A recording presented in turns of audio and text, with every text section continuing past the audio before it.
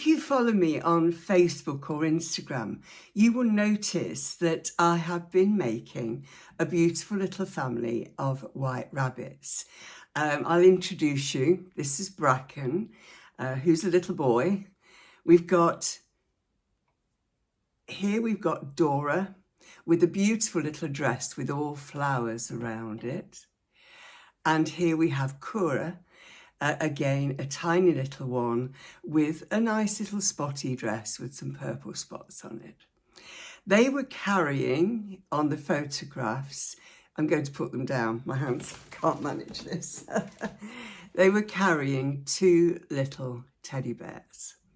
Now these are really, really tiny. Oh, let's not do that. Really tiny bears, as you can see. And there we go. These are made with a 0.6mm hook and some very, very fine cotton. There's a little bit there that you can see. It's slightly thicker than sewing cotton, but not a great deal. And I made a series of these, which I will show you shortly.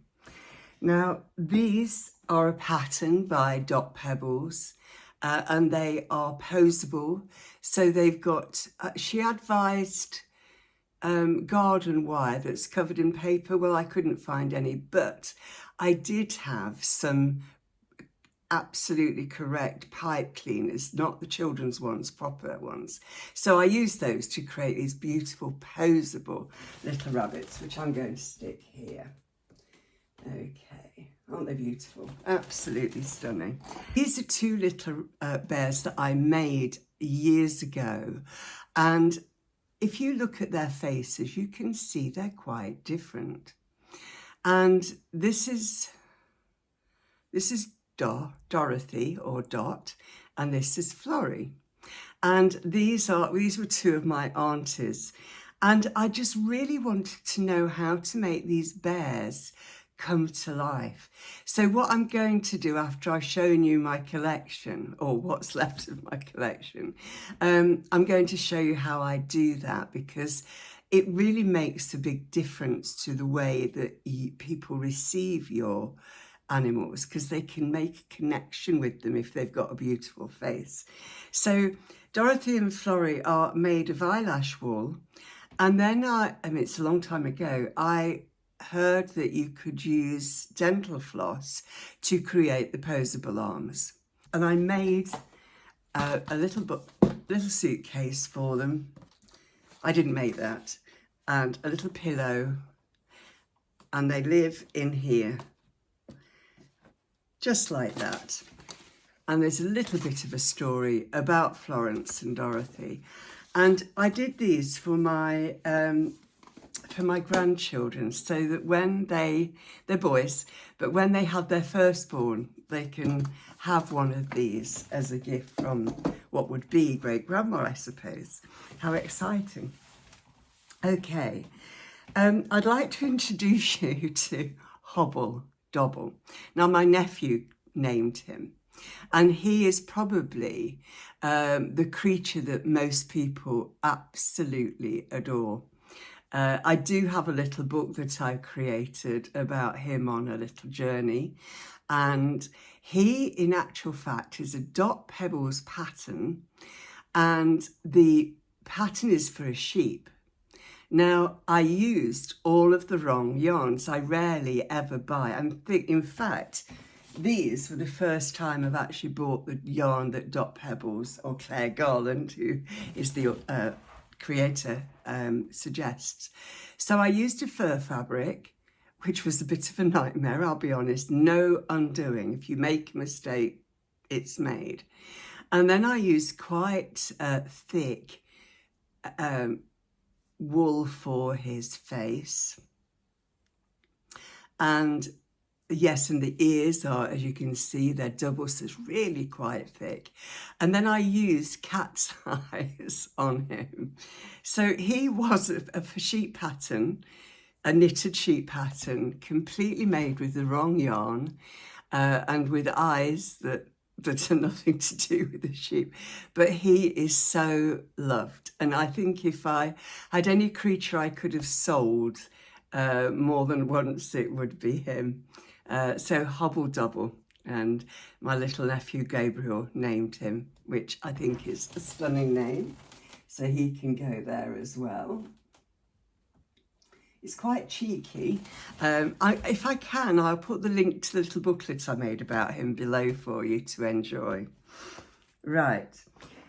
On my last crochet podcast, I talked about this beautiful pattern, and here she is. I couldn't find her.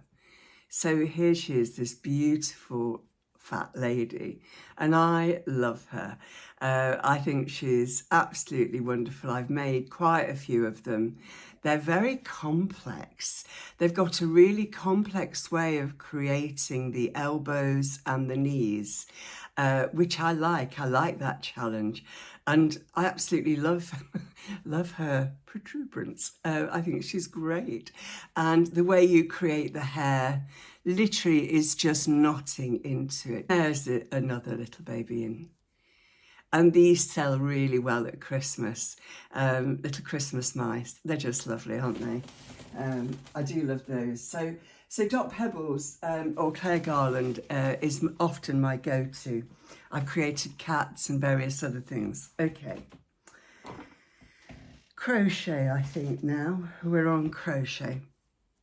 Right, I created this doll, which I think is called Blackberry. I cannot find my pattern.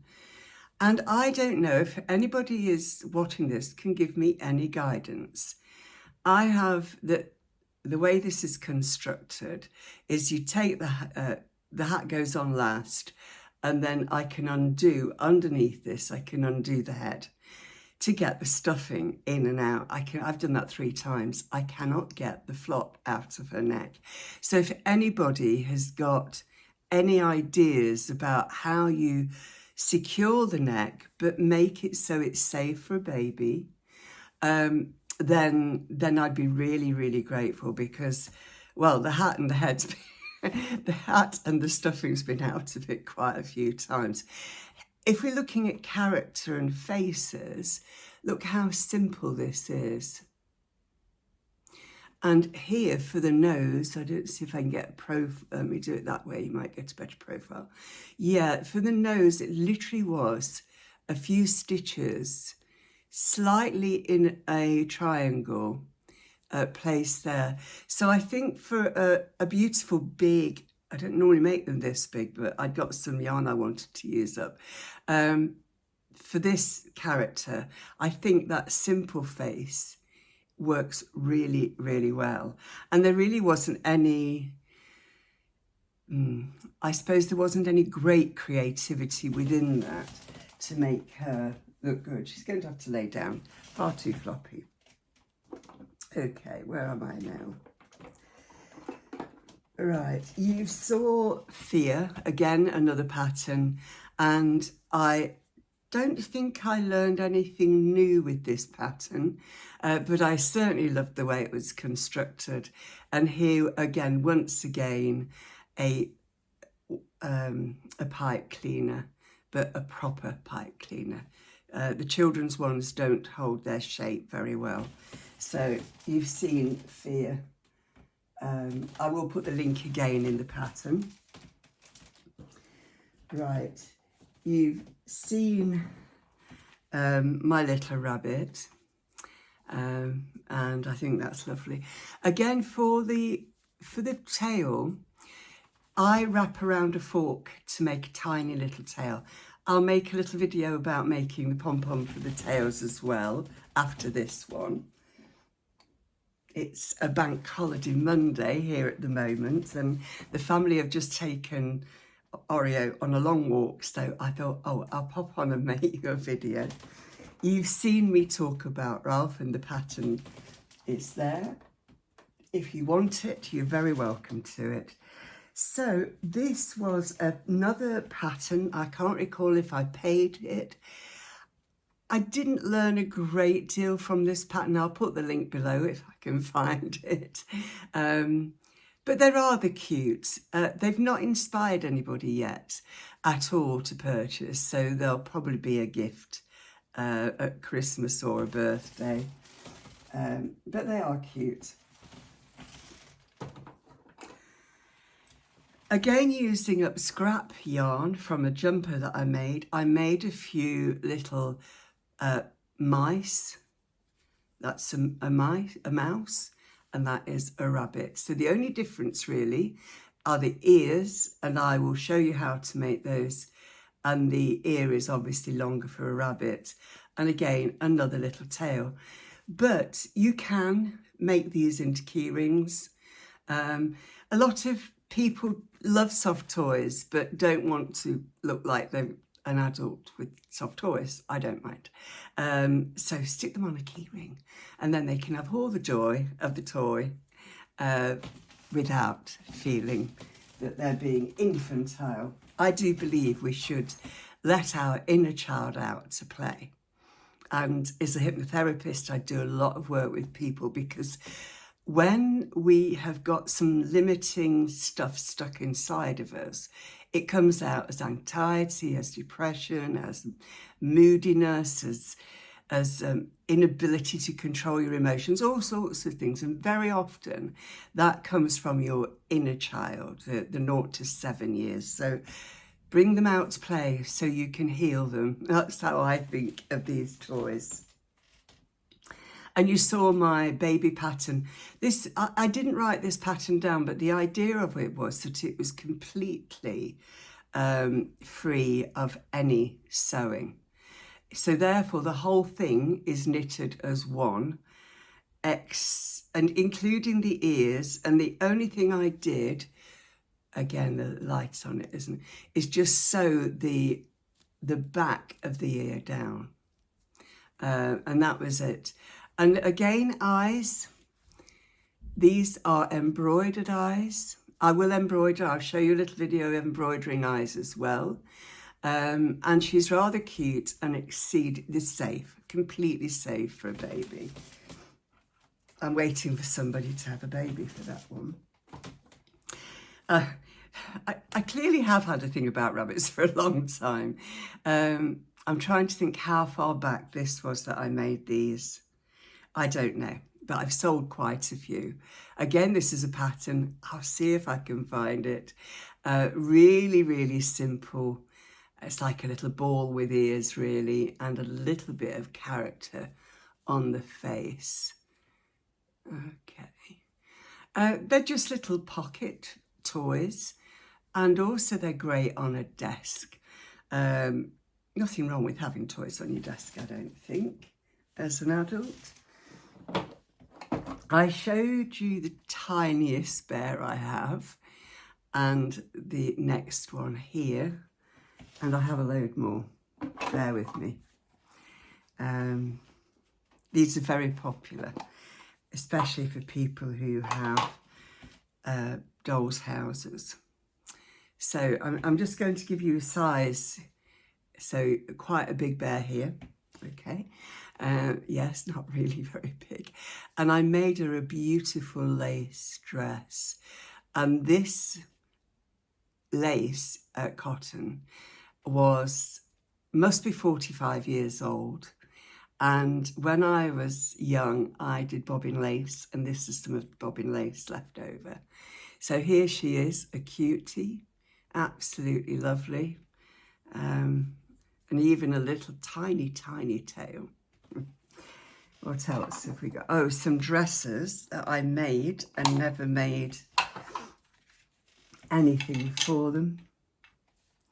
So really tiny little dress here. And some slightly larger ones here, which I think would fit the, oh, there's like a skirt, would fit the, probably if I made one of the rabbits in cotton, that would work for that. Again, a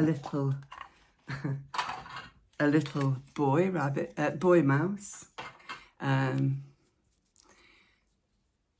he's just got a little waistcoat on. He's cute, he's lovely.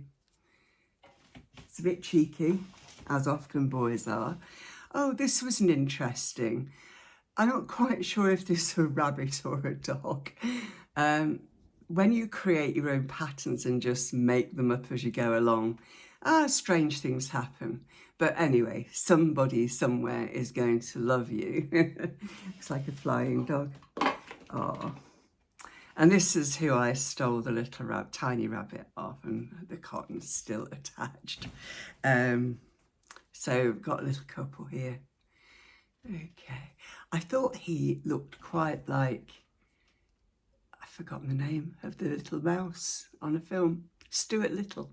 That was it. I thought he looked a little bit like Stuart Little, and his good lady. Okay. Where are we? Nearly done with my little silly things. Okay. Again, a mouse, a tiny mouse with a little grey jumper. I think, and finally, a sitting mouse, which is quite cute. Okay. So here we are, and they come in tiny little boxes like this. There.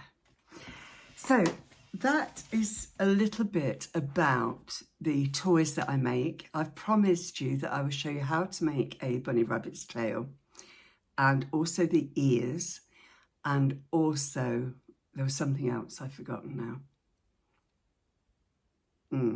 Oh yes, faces, how to create the faces. So that's another 3 little videos that will go alongside this. I hope you found this interesting and gives you a little bit of insight into my personal madness around soft toys. I strangely don't have any hanging around the house. They are all in boxes and are bought out for a variety of reasons. So if there's anything in this collection that I've showed you that you would like to commission, or would like specifically, if it's for sale, then don't hesitate to ask. I'll give you the price, you can make your choice. I never feel that I charge a great deal for my work. Certainly anybody out there that's a crafter like me, you don't get paid anywhere near minimum wage for the work you do. But we do it because we love it, and we do it because it's good for our mental health. We do it because we enjoy it, and I love to delight children with the toys I create. And this little angel I was making on Saturday when my little friend Sakura was here, and Sakura is the Japanese name, and it's a Japanese name for a flower. But often, like most children's names, they're abbreviated. And so Sakura is mostly known as Kora. So named after my little friend. So thank you. I'll see you in the next video as I show you how to do 3 things. Take care. So here we are. We have a fork, a needle and a pair of scissors. I'm using scrap yarn, but obviously you'd use the colour of yarn you want. There's a nice little knot in it, so bear with me. Actually, one of those strange people who really enjoys undoing knots. And in my professional life, that was actually what I did. And I don't mean unknotting yarn. So you pull your yarn through, make a long tail so you can hold it. And then you're going to start weaving. And you can weave all the way to the top of the fork. This is only a demonstration, and I don't need a rabbit's tail or a tiny pom-pom out of this yarn. So I'm not putting a lot of yarn on here. This is a demonstration. So you just carry on this beautiful meditative way of just weaving. I've always quite fancied a loom, but there again, I fancied a lot of things, spinning, all sorts of things over the years. Okay, so you end up with a full fork of the woven or yarn that you're wanting to create the pom-pom with. Obviously, the more you put on, the thicker and more round the pom-pom will be. So I wonder, shall we just do a little bit more? Otherwise it's not going to look very pom-pom-like at this stage. It won't be enough yarn to cover the middle. I always used to make pom-poms with cardboard. I don't know if you did, little donuts of cardboard. And I found it really fun and then really frustrating.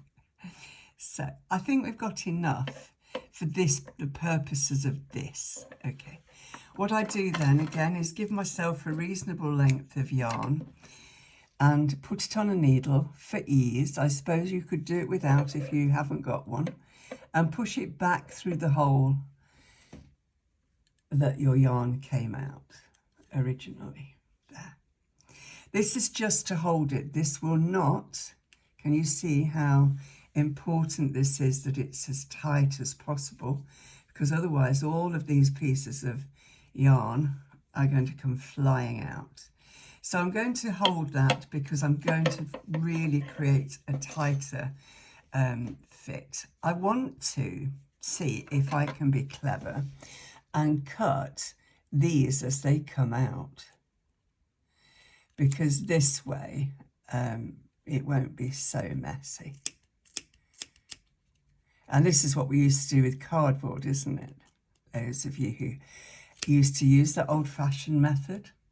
I do have pom-pom makers, and they're fine for bigger things, but I find this fork method, without a shadow of a doubt, being the very best one for certainly rabbit's tails. Oops, I've rather trimmed that rabbit's tails. What was that old saying? Do as I say, not as I do. Okay, so here you have this rather delicate creature here. So what you need to do is to create a really strong, tight knot here. So otherwise the little bits of wool will fly out, and a baby or a child could end up doing something with those. Oh, well, that was really helpful. My yarn snapped. So I would say probably learn from my mistakes and use cotton or something like that. Strangely, this is acrylic. It doesn't normally stretch and doesn't normally do that. Anyway, this is a demonstration. It is fiddly. I'm not saying it isn't. But there we are. It's as tight as I think we're going to get it. I leave the tail to sew it on. And now this is where you have a really good tug and pull of this tail, all this pom-pom. And this is where the more, oh, there's one that's pulled out. There we are. Obviously that's a bit fluffy, so what you can do is just tighten it up and make it a bit more round. So I normally, when I do it, I normally then sew through the middle, and the tail looks like that. So this is too thick, but I would take that through there onto the body. I hope this has been helpful. So I talked to you about making a face with a basic shape. This is using Kerry Lord's pattern book, which I'll put the link below. And it's amigurumi.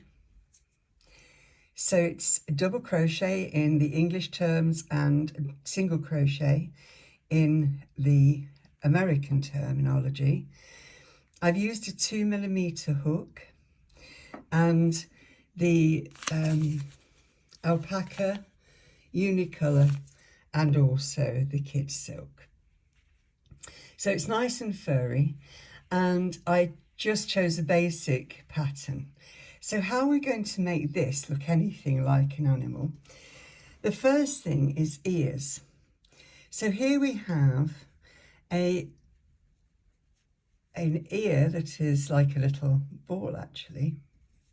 Okay. And what you do is you pinch it at the end here. So you're making an ear shape and you're adding it to the face here. I didn't particularly like that ear shape. There was another shape and I didn't finish it because it was, there was too much of it. And basically you created another tube and attached it like this, and then that came all the way out. I just didn't want to waste my yarn. So you can make tubes, and then you could then just reduce that amount of stitches until it was a point, and that would make the ear. The ear that I use for my mice and small creatures is this one, and basically it's a magic ring with a single crochet, a half treble, a treble, a double treble, a double treble, a treble, a half treble, and a double crochet. And this makes a perfect ear, but obviously for this creature it would actually be a little bit small, wouldn't it? Might be cute, but I think it's a bit small. So I created another one. So here we've got a magic ring with, I think it was 8 double crochets, and then double crochet, 2 into the next stitch, single, double, yeah, just keep working around to make it. And I think there's about 12 there. And I figured that that was going to give us a really cute little ear. Now, if we look at animals' ears, they can be like this. Can't do it. Can't do it without sticking it in. So they can be like this, cute like that, like round. And the way you create that is to sew the point down, and then a little bit along, and then start to bring that, curve it round. So you're looking, when you know where your middle is, where you're up, there's the middle of the forehead. So you're looking for a circular, a semicircle here. You can also create by turning one of the corners slightly in and then doing the circle, and then that gives another shape that is starting to point out. So you can either have it pointing in or pointing out, or you could, certainly for the rabbits, I often have them pointing back, but in this case I'm going to set this as a bit of a curl, and then I'm going to come back to you and you can see what we're going to do with the face. So if you see the ear and I start pushing the eyes in, does that start to feel like something that could be cute? Okay, so bear with me. I thought I might just pop on and show you how I do a magic ring. There really isn't anything I find difficult about it. So I literally put my fingers and I wrap it round, put my hook through, and then bring that through. And then I actually hold the whole ring between my fingers and make a knot. Then I'm going to do 8 double crochets, single crochets, 1, 2, 3, 4. It's really important that you don't catch these yarns because we're going to need to be able to pull this yarn. Okay, so we're on 4.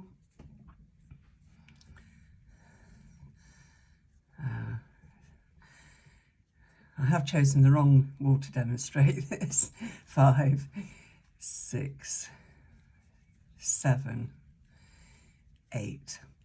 One thing about amigurumi is the fact that you want it as tight as possible. So this would normally use a 3.25 to a 4mm needle, but I'm using a 2. So always go down, and I would say go down as far as you possibly can. So I'm just doing a double crochet and then 1 in the first, 2 in the second,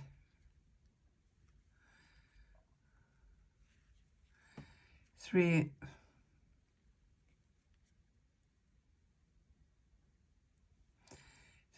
in the 1 in the third,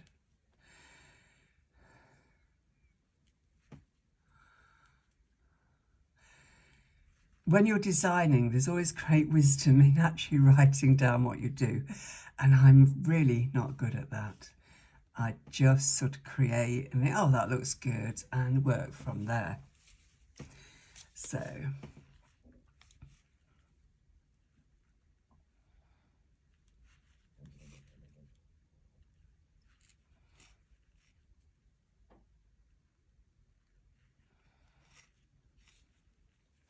So that sort of feels quite nice. And then let me just count. 1, 2, 3, 4, 5, 6, 7, 8, 9, 10, 11. And then I'm just going to do another row.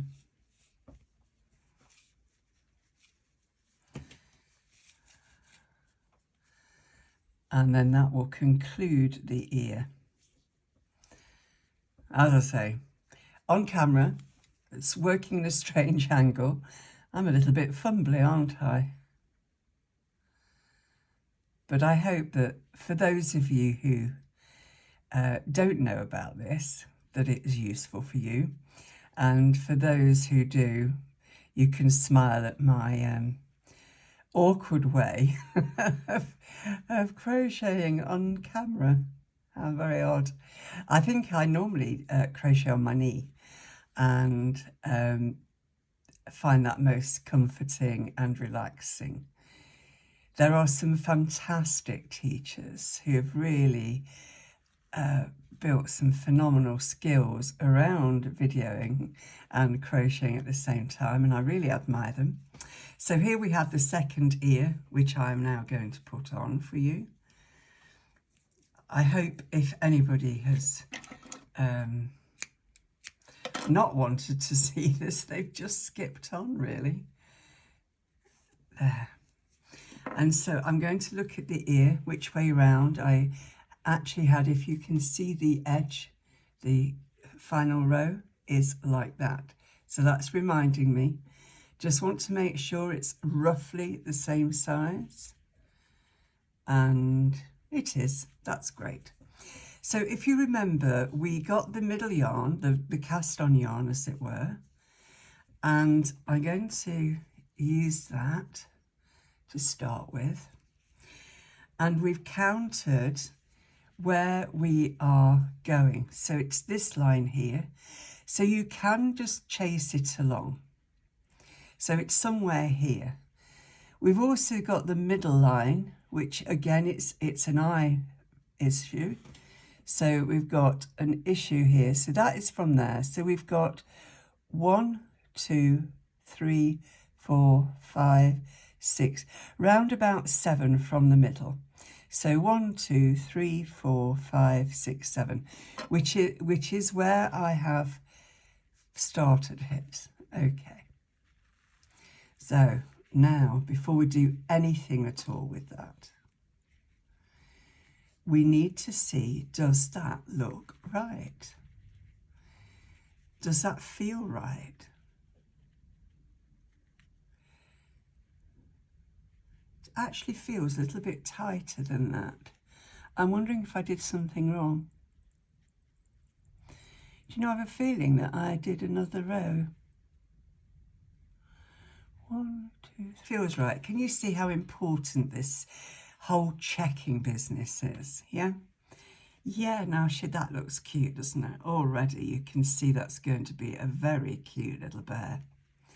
So I'm going to come along and to the line. Let's see which line we're coming to. We're coming to this line, okay? And because this is going to come into the front, I want to get an idea how many stitches it moves. It moves 1, it moves 2. So I'm going to start. Again, we can undo it if we're not happy. So don't sort of overcomplicate your stitches so that it's easier to undo it.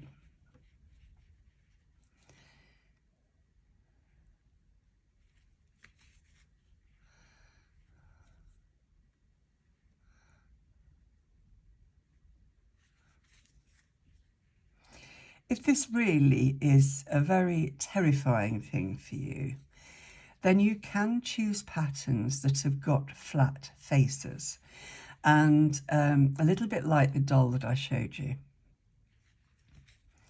And with those flat-faced creatures, this sort of detail is less important because the actual process of it being a flat face means that you haven't got to turn it into a cute little creature. So let's have a little look. Have we got where we want to go? Yep. And we want this to go. Actually, I don't like that stitch. I'm undoing it.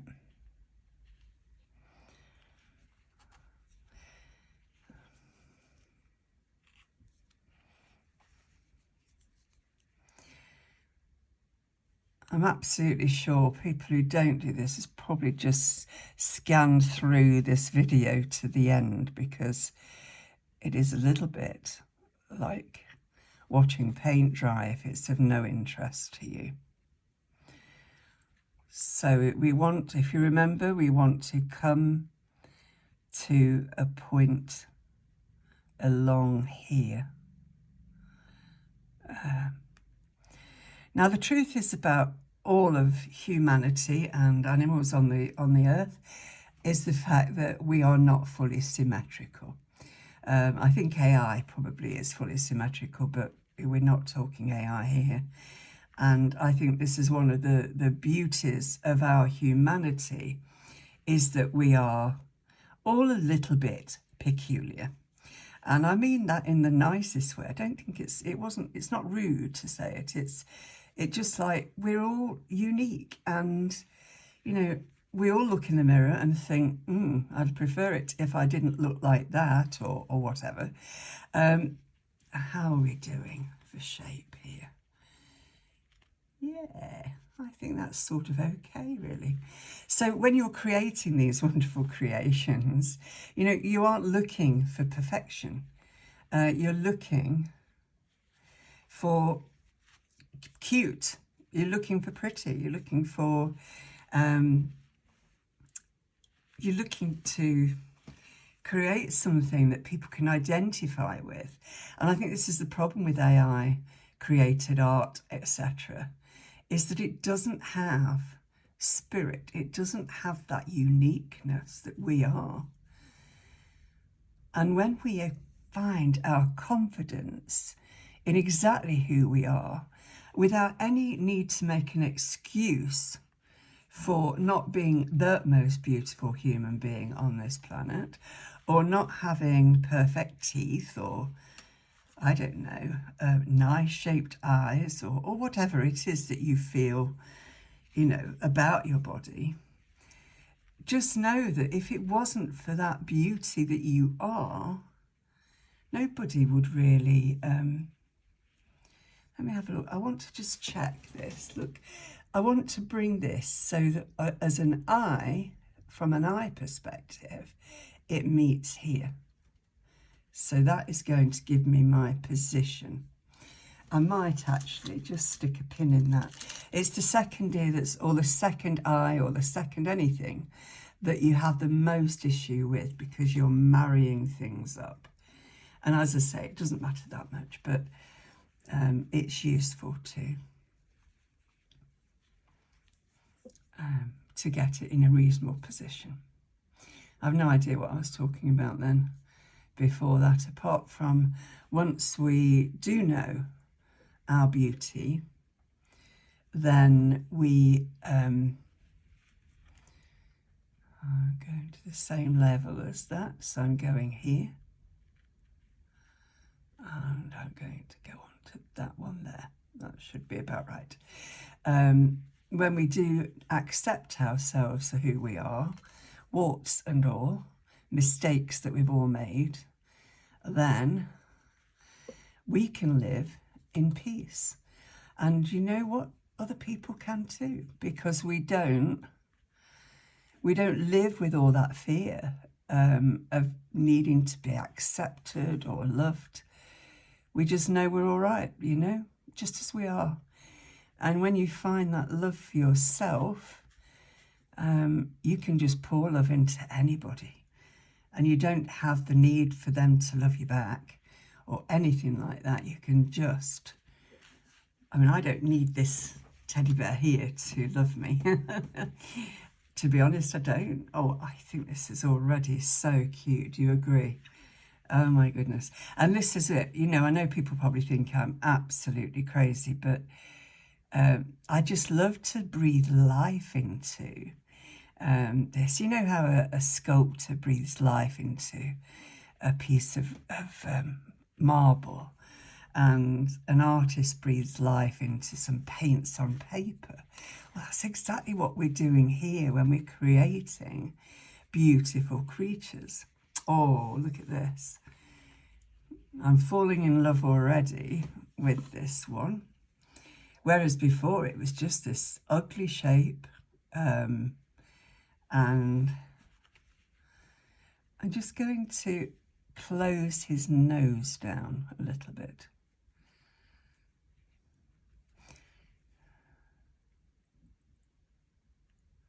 So that we've not got a... I quite like his nose, actually. Okay. And then what I'm doing is just, again, bringing this cotton through, just underneath where it's going to be attached to the body. Nobody will ever see it. And you can use this as stuffing, which is great, isn't it? There. Oh, I pulled, did you see that? Look at this. Let me do that again. Look. Oh, so we're going to use these cottons, not these particular ones, but the next bunch of cotton, to actually look at this. What a great profile it's got. Okay, so just going to turn off while I sort my cotton out for his eyes, I think. Be back in a moment. Okay, I'm back. I have got my trusty pliers, my needle, and a pearl-headed pin, and my wonderful box of thread. I got this from a jumble sale in a local church hall. Oops. Oh, sorry, knocked you off. I got this in a jumble sale, and it was just filled with different yarns, and it was obviously from somebody who had sewn for years. So I'm still using them. I added all my little bits of embroidery cottons that I had in my own stash. And I've chosen these colours to create the facial features. You can buy plastic toys, eyes, and I do. You saw on Hobble Dobble, I used a cat's eye, and you can do anything you like, really. I personally, because a lot of the time I make my toys for children, I have no desire whatsoever for for my toy to be responsible for any damage. So therefore, always new materials, and always completely safe. So I've got some of the brown, which I'm going to use, and I'm using all of the 6 strands together. And this is for the eyes. Now, the very first teddy, as I told you, was terrible. And the only reason it was terrible, quite honestly, was because I did not know what I was doing. So I'm coming up through through the bottom. And I'm going to mark where I think this eye needs to go. So if you look there, that's where I feel it needs to go. It could be in other places, but that is sort of the place that in my heart it feels right. So I'm just going to bring my needle up through that hole,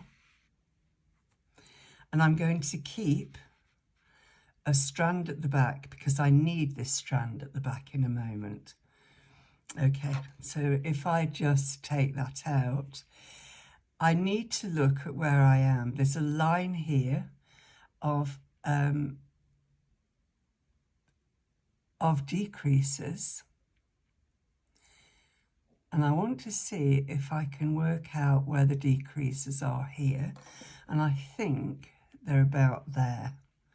So I'm just sticking that in, and it's eyeing it up, seriously eyeing it up, terrible pun. 1, 2, 3, 4, I'm on about 4 here. 1, 2, 3, and I'm on about 4 there. So looking at the profile, does it feel right? Okay, so let's have a little look at this. What am I going to do? I'm going to come in and out here. Oops. Let's keep you out of the way, there we go. And I'm going to just make a couple of quite loose, so I can easily undo them, strands of embroidery thread. Okay. Does that look like the right place?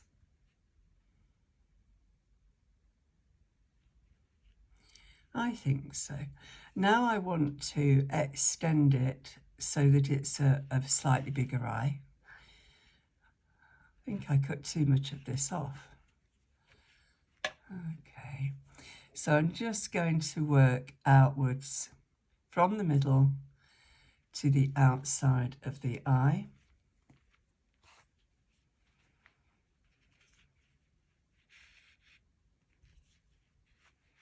And I'm still looking, am I still happy with this? And I am actually quite happy with this eye. And as we've spoken before, there. Yep, I quite like that. And what we need to do is come back up and go through where that pin is. And then the difficulty for me, you might be better at this than me, is actually now matching this up. So 1, 2, 3, and 4. 1, 2, 3, 4. So I need to go in and out here a couple of times just to see if I've made a good. Actually, I can see that this is coming out slightly too far. So I'm going to go back up there. Okay, let's have a little look at this. Is it right? I pulled that too tight. So I'm going to do that. We are going to be pulling tight shortly. What do you think? What do you think about that? So we could look, how does that fit there? That angle seems fairly good. That angle, not bad. So I'm going to come out of the eye there and see if that feels too much. As I say, this is the hardest part, really, is matching. Now, again, going back on that principle that we're all a bit asymmetrical, we can not worry too much about that. But however, I am worrying the fact I've managed to catch my cotton.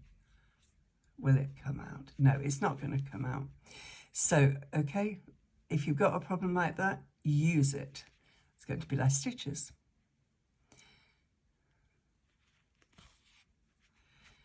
Okay.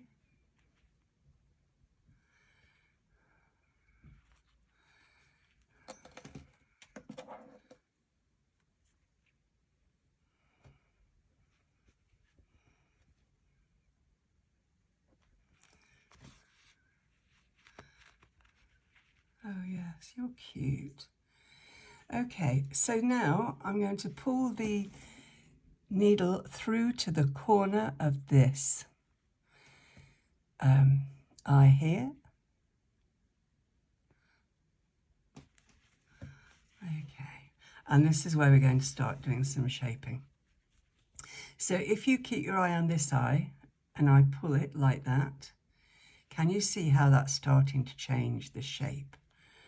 Okay, so we're going to pull that and bring it back out through the corner, and we're going to bring it back out through this corner, and we're going to yank a little bit just to pull in these eyes. Can you see what's happened? Are we still happy with those eyes, or have we taken them too far? I think we need a little bit of a tug, but not quite as much as I created then. And then we're going to do that very same thing again and just make a nice little tug and then pull it through out up the bottom like this. Okay, so have a little poke about with your needle, and can you see we've now got some really nice shape. If you need more, I'm going to do this. I don't think we do need more, but I'm going to do this. You can go as far into this as you like. All right, so just then squeeze your face until you are happy, and have a little tug until you are happy.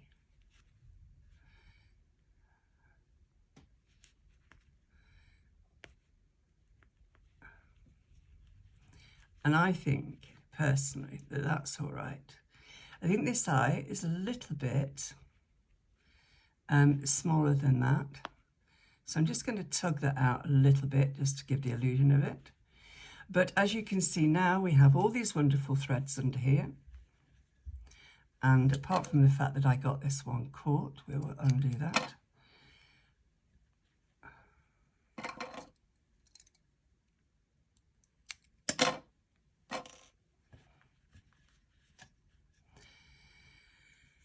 Okay.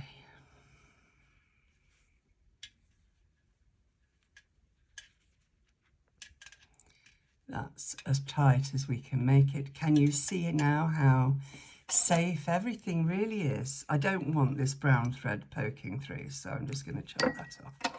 So here we are with a lovely little face, a really nice profile.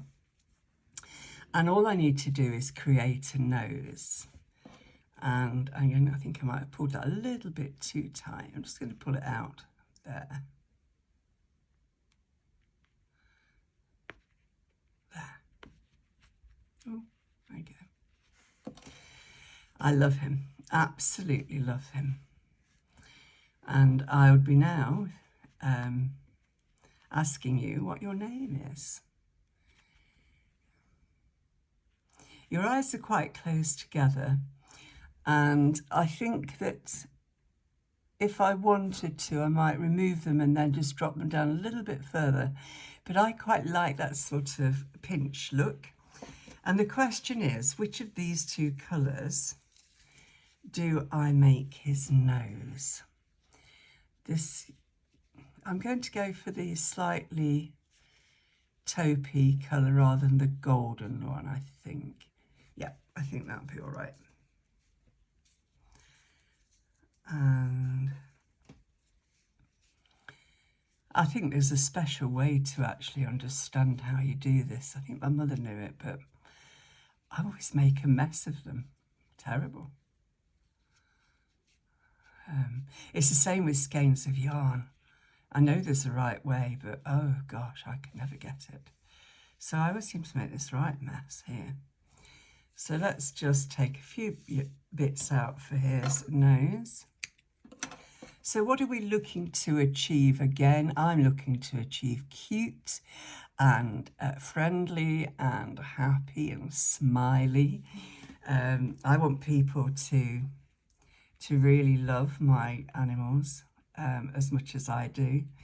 My little children that I've got here. Sorry, I'm stuck with the needle through there, and I do need to learn these skills of working under a camera. Not very good at it yet. There, let's have a little look at that. Again, we're going to leave some strands out. I've done it again, haven't I? I do hope that you are not watching this if you are absolutely bored. And even if this is not your thing, I think that could be quite nice, couldn't it? Just putting that over there. I think, am I eyeballing this? Let's have a look. Does that look about right? Why are you not, when I pull you through, why are you not shortening? There we are. So are we looking for that sort of nose for this little guy? What are we looking for here? I'm going to get like that. And then I want to go to his mouth, if you like. And I might just see what happens if I pull that down. What occurs? What occurs there? Does that give you a nice little nose or not? No, I don't like that particularly. So I think he's a full nose guy. Are you a full nose guy? More like a dog's nose, I think. I don't know what a bear's nose actually looks like. Never been that close to one. So I've got the middle point, and I'm now going to just work from that point out to this hoop here. I just keep going in and out until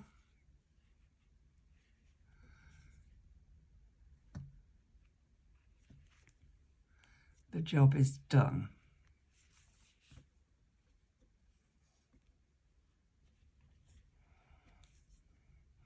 And I can honestly tell you, I undo more than I leave on the first trial.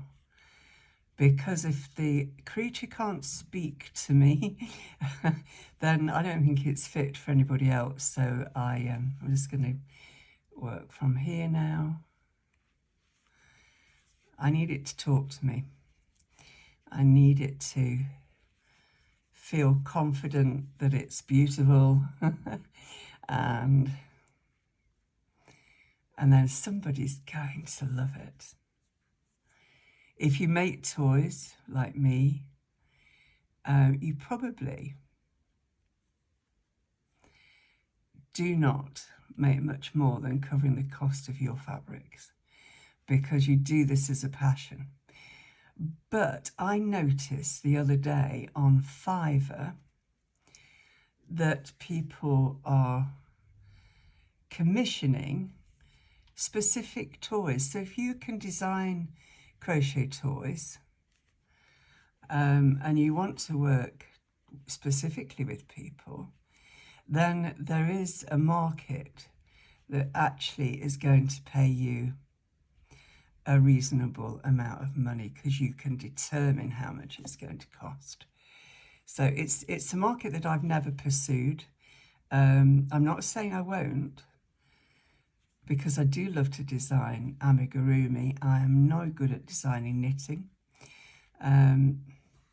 I do freeform, as you probably, if you watch the video, then you know that's what I do. But I think that mostly it would be mascot sort of thing. So I think this is where the amigurumi comes in really well. Let me have a little look at you. You are the cutest little thing. Let me move that over, it looks a bit wrong. Let me look. Oh yes, what do you think? I hope you like him. I hope you find him as cute as I do. This sort of really bulky nose, just so pretty.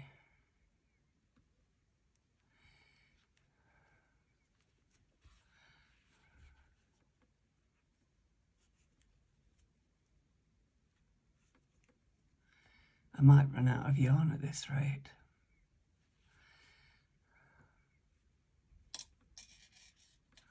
Oh, this is an awfully long video, isn't it? Oh dear. Sorry about this, but I think that if you find it useful, please let me know. I'm not really a demonstrator by, profession or anything. I've been a teacher all my life, but not in a school, but teaching healthcare issues and management. But I don't think I've demonstrated anything quite like making soft toys. I've demonstrated a bit of art when I've worked with groups, mostly with children. So there we are. I'm happy with him. I'm going to push all that back. And at the end of the day, and this is where the lovely pliers come in. There. I'm going to be able to play with that there. And I think he is quite cute. What do you think? Oh, do you know, I've not made a nose like that before, but it felt the way he would want it. And it's whether or not I actually put some lines here to create a little mouth. So I'm out of that cotton. And I wouldn't use such thick cotton for that because I just want to show, suggest a mouth rather than actually doing it. So I'll take a photo of the finished product. And the final bit of the puzzle, I'm just going to bring some, where do I want his smile to end? Down there, I think, yep. So just bringing some cotton through. I've got 2 strands. And then I'm going to bring it back in here. About there, let's have a look. And then bring the, I'm happy with that. A little bit lower, I think, there. And bring it back up to that middle.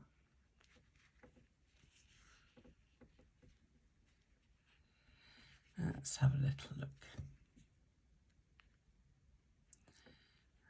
What does that look like? And then we're just going to capture this and just pull it up a little bit, not a lot, just a little bit, and go back in and then just secure that.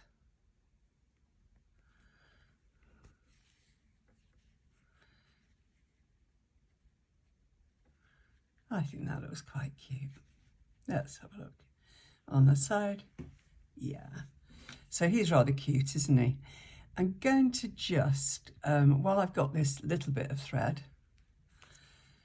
just give him a little bit more on that nose. He seems a little short when it moves. Maybe I didn't tighten it enough, but that's okay. It's a soft toy and it's going to be loved. And I think if you, I don't know if you agree, that I think is going to be wonderful. I cannot finish this toy because there is not enough yarn left over from my rabbits. And there we go. There we go. Well, what do you think? I hope you've enjoyed it. It's been quite a lengthy process. And he's going to have just fairly ordinary body. And I'm just going to trim that off like that. Tie off those ends. And then he's done.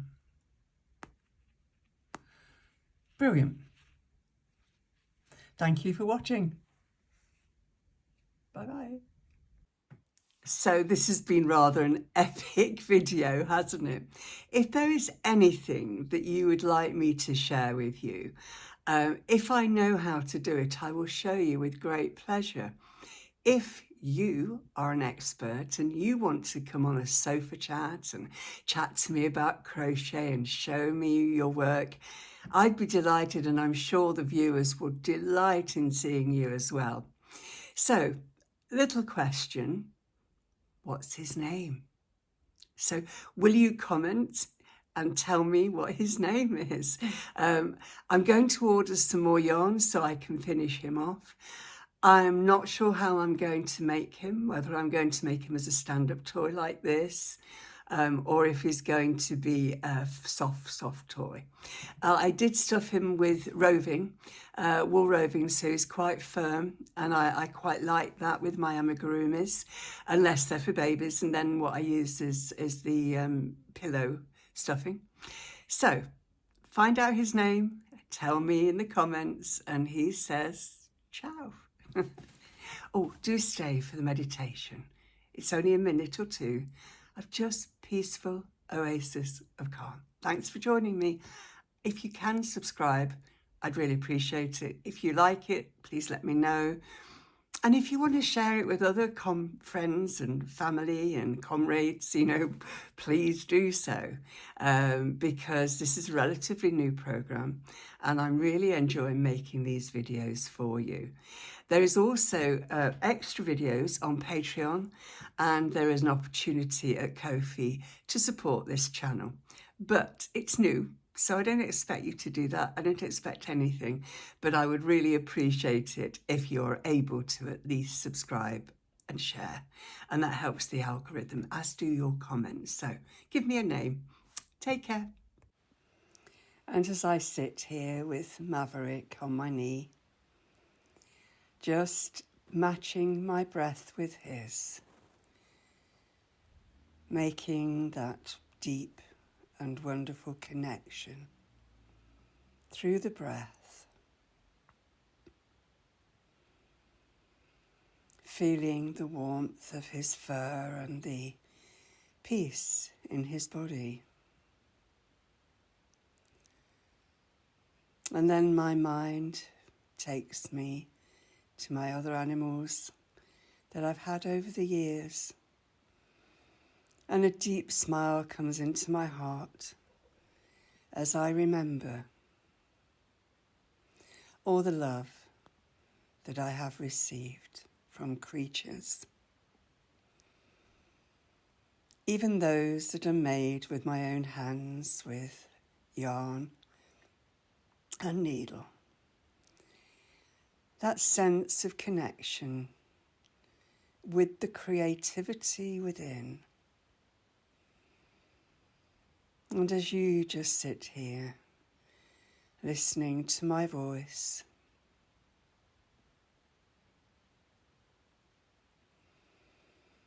and noticing your breath,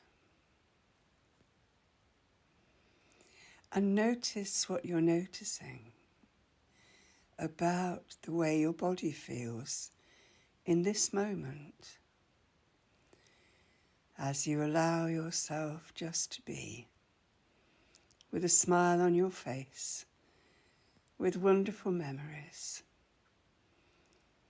And if you're a person who likes to have a pet, then next time that you're with your pet, just try and match your breathing with theirs and see how that feels.